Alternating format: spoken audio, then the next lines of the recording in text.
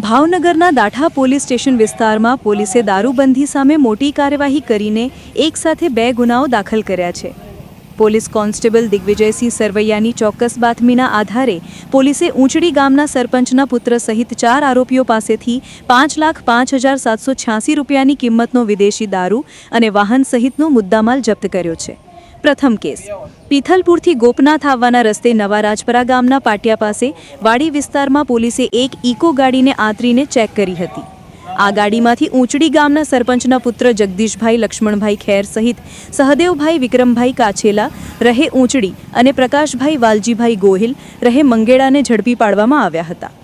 Eco ગાડીની તપાસ કરતા તેમાંથી ઇંગ્લિશ દારૂની કુલ 70 બોટલ કિમી ₹73,500, સફેદ કલરની ઇકો ગાડી કિમી ₹4 લાખ અને 3 મોબાઈલ ફોન મળીને કુલ 5,03,500 રૂપિયાનો મુદ્દામાલ કબજે કરવામાં આવ્યો છે।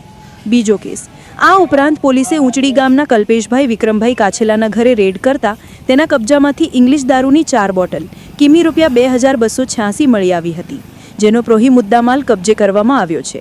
દાઠા પોલીસે આ અંગે 2 અલગ અલગ ગુના નોંધીને કાયદેસરની કાર્યવાહી હાથ ધરી છે।